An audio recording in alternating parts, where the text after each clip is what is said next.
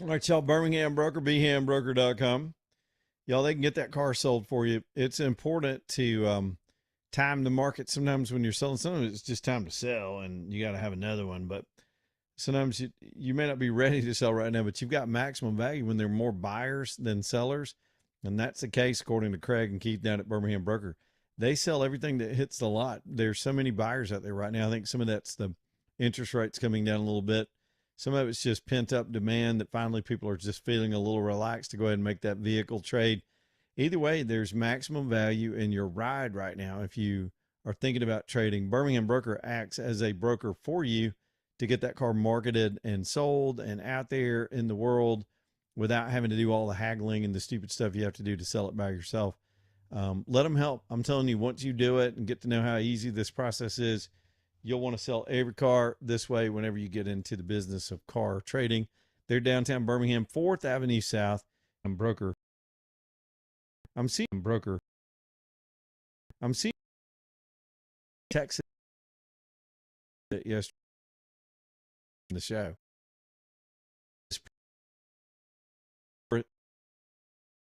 On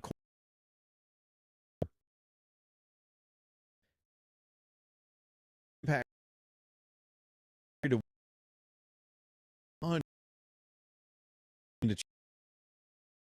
to John, who will not even allow us to have fair elections and safe elections in this country, is lobbying the president to endorse Cornyn and try to talk Paxton into getting out of the race.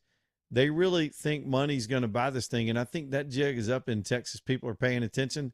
They're fed up with these people. Cornyn is a French cheese eating surrender monkey. If there ever has been one, he's one of those French Republicans. Man, stick with it, Texas. We'll see how it goes. Back in a minute.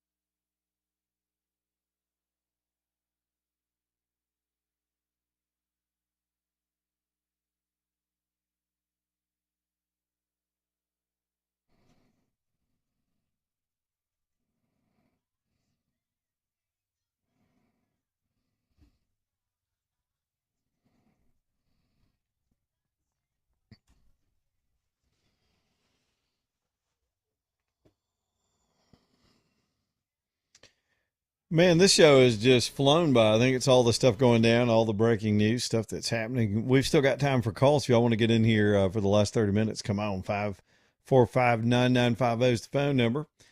Stockton Mortgage is ready for you if you're ready for them. If you're thinking about making a move as we get into the spring market, interest rates getting below 6% on the 30-year fixed, all that's in the right direction.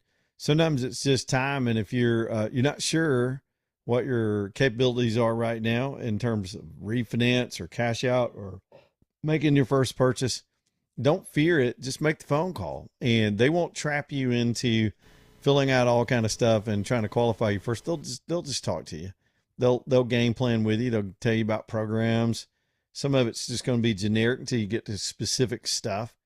But it is really a good way to do it is to just get that conversation started, and your confidence will grow. It's savewithstockton.com. That's a website that's set up just for this audience, and they use it every single day to help people get lined up with work on your mortgages. Savewithstockton.com. Well, I looked up on my TV screen, and I had neglected to give this in the headlines at the top of the hour. I meant to do this. I had it on my mental list, but Lou Holtz passed away, 89 years old. He's being paid tribute to right now on my screen, so I was just taking a look at that. They were showing old clips of back when he was a coach. I'm old enough to remember when he actually coached, but I enjoyed him on the game day shows and his contribution to that. And his life story is very compelling. His attitude, the way he loved on his wife until she passed. There's just a lot to like about him.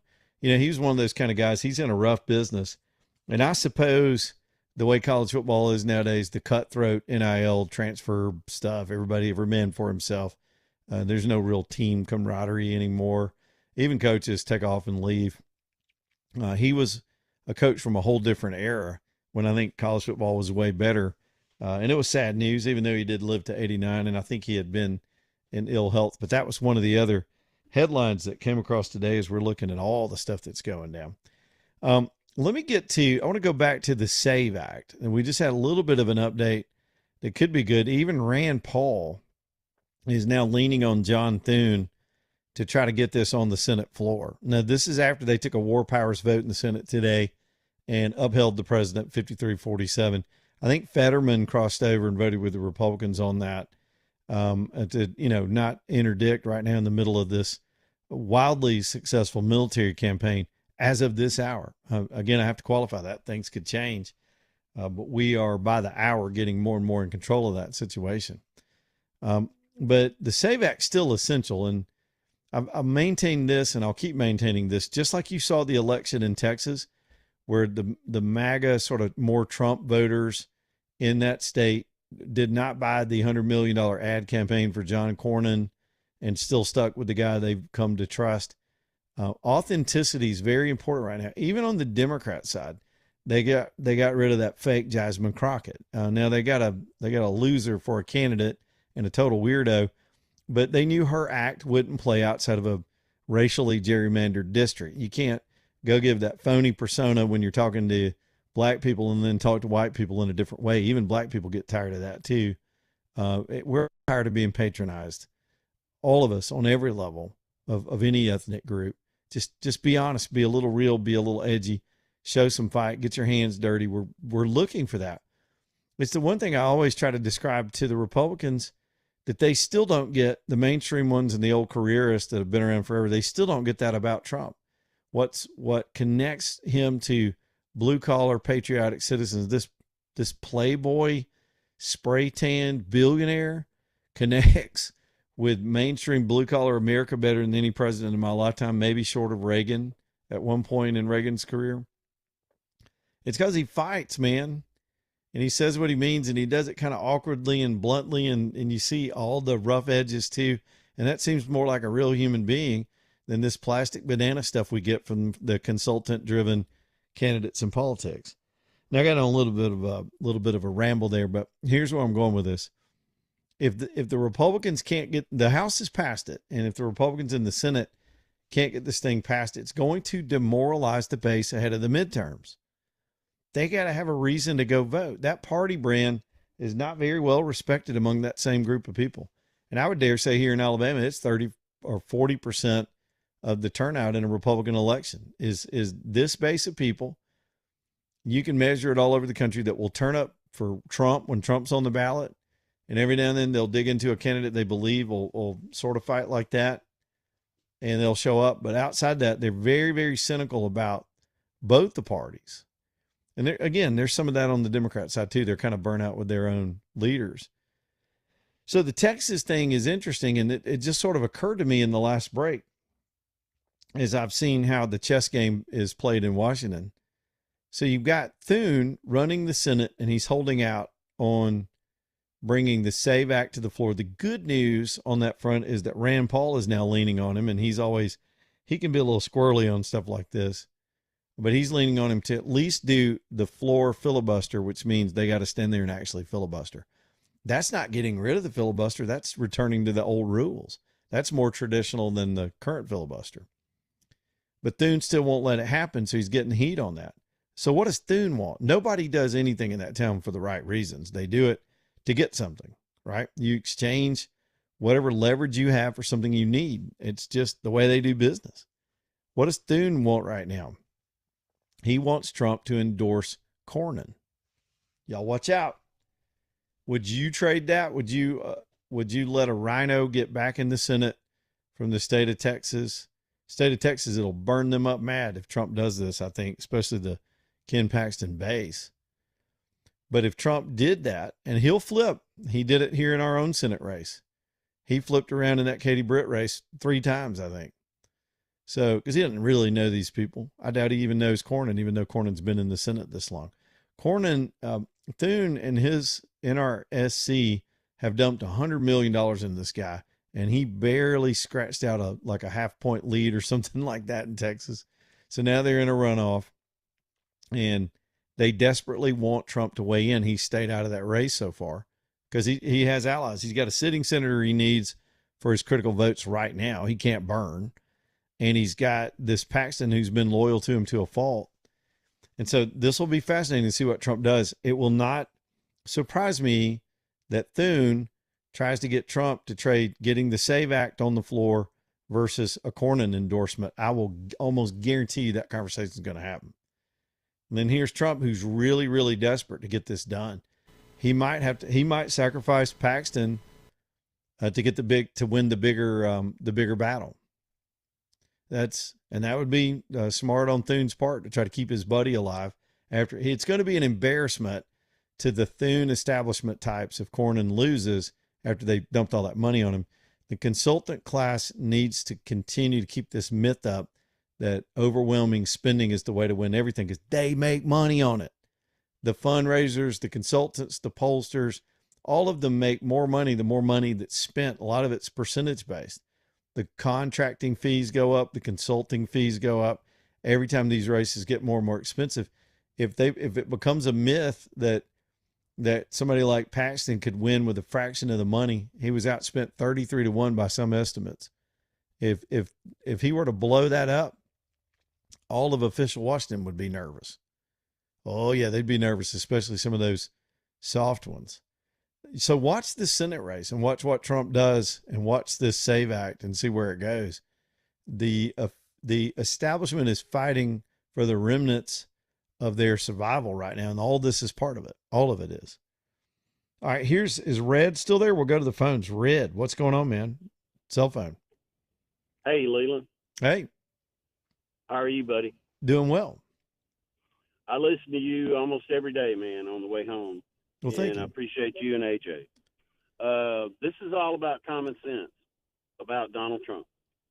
And, these people that call in and say, I'm not going to vote. I voted for him, but, I'm disappointed with him. Well, you know what? I get home, sometimes I'm disappointed with my wife, right? And sometimes I'm disappointed with me.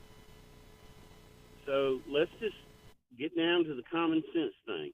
I've spent 45 years in construction, and I've tried my best to do the best that I can do every day because I don't work for anybody on this earth. I work for God. Look it up. It's in the Bible. It's not in the Quran. Look it up. And I want to tell you, that common sense is what Trump runs on. Shut the border. Okay, he did that. Get rid of the illegals. He's getting rid of the worst ones first, but he's trying to herd cats. And you probably know about cats, don't you? I got 2 of them in my house that are total terrorists. Yeah. Well, I love cats, man. I mean, I know you've had to fall in love with cats, but cats are interesting. But anyway, it's all about common sense, man. Come on, man. I mean, who else are we going to vote for? Yep. This guy didn't run on a party. He ran because he loves America. There's nobody that's human that loves America more than this man, and he had no reason financially to run for office. What do politicians run for? Well, you know what? I know a lot of your call is predicated on a call a few calls ago who was just ranting on about the military industrial complex. And that, again, I wanted to agree with him on that, but he wouldn't listen to me and understand where we have some of that in common. Trump just challenged the military industrial complex. Now, he's for increased spending. He wants to build up our defenses of the country. And I think the man is sincere that he wants the country to be strong, not to make other people rich. But he also put in new bidding rules and some other things to constrain even some pay caps on some of these CEOs of these private sector defense contractors, and went straight at these people. They don't like him. They like the spending, but I got a little dirty secret is both sides will continue the spending whether Trump's there or not. The key is to spend it effectively. And what we found out is the money we've spent has been invested wisely, because we've got a fighting force that just embarrassed the Iranians, the Venezuelans, the Chinese, and the Russians within 3 months. I mean, what we have absolutely works, and we need to be able to stay in that posture and project that kind of strength so we don't have to use it. It's the Reagan doctrine of peace through strength. That did work. It kept the Soviets at bay and eventually broke the Soviet Union. But Red, like you said, common sense, we don't need to get philosophical about it. We just need to be practical about it. And sometimes a dangerous situation requires you to act. If we were in a gathering, I don't know, say we were in a church and a gunman came in the back door, I don't want to sit there and talk to a guy that wants to be cynical and talk to me about Sun Tzu and the art of war and what our strategy ought to be based on ancient beliefs. I want somebody with a gun to shoot that bastard. Sometimes you got to act. There's a threat, and you got to move, and you got to move now and defend the people around you. And I think that's been Trump's MO, especially this term, much more so than the first term. Well, it's interesting that you talk about these military deals and all that stuff. I've been a contractor for 45 years, okay? And I do a lot of commercial estimating now. And, you know, sometimes when you're low, you leave stuff on the table. And so once you get the contract, you have to realize, okay, what can I do to fulfill the contract but still make profit? And it behooves me to think that people to say, well, I just need a change order. I have to prove a change order. And, you know, people that get these government contracts and everything, they don't have to prove nothing. But Trump's trying to excuse the French or whatever, he's trying to trump that. He's trying to say, no, you need to prove your price. He's a businessman. And look, man, I don't know that I'd vote for anybody else. And I hear these people calling in saying, I voted for Trump, and, you know, he pissed me off because he didn't wipe my ass. Well, that's BS, man. Come on, man. All right, I got you, Red. I appreciate it, brother. Job every day. Thank appreciate you, man. There you go. All right, let me get this break in here, and we'll come back and see what else we can do to wrap things up. All-American medals. Couldn't be standing here doing my show without my medal building. And I wish, I'm telling you, I'm not just saying this because they're advertiser. I wish I'd known about this company when I did this project. I was sort of piecing it together, finding the help to do it, finding the materials, finding a company to deliver the materials. I would have done some things differently if I'd had a good advisor that knew how to help me with that. Get a custom plan drawn. I sort of took an existing plan based on my rough estimates, and in the process, Lord, of dealing with, I could do a whole show on it. Here's my bottom line: All American is fully integrated. They do all of it. If you've got a residential or commercial building project this year, they'll help you with the design work, get you some stamped plans, and they have their own manufacturing facilities to build every component on your building. And because they control all the components in that process, it's going to be put together for you well. That is the assembly of the package on the truck. They'll get it to your site. And even if you need a contractor to help you get it vertical, they've worked with so many of the best in the business. They've got partners that'll help you with that too. They can pull the whole thing together. Now, you may be responsible for your own concrete or whatever you do after the building's up. Later on, I had to do electrical and do some other build outs, and I did a lot of that work myself. But these guys, as far as the steel part, they're going to get that done for you. Good local business, 2 generations, been putting up buildings all the way back to the 1960s, and you'll just love working with them. They are faster than their competitors. They are more custom, and their prices are better. You just can't beat it. And again, because they make their own sheet metal, they build their own framing at their own factories. Even the little clips that holds all of it together, they got machines that cut those and have those perfectly matched for your kit to All American Metals. Commercial warehouses, retail build outs, mini storage build outs on the commercial side, residential barns, sheds, any of this stuff. It's aa-metal.com, aa-metal.com.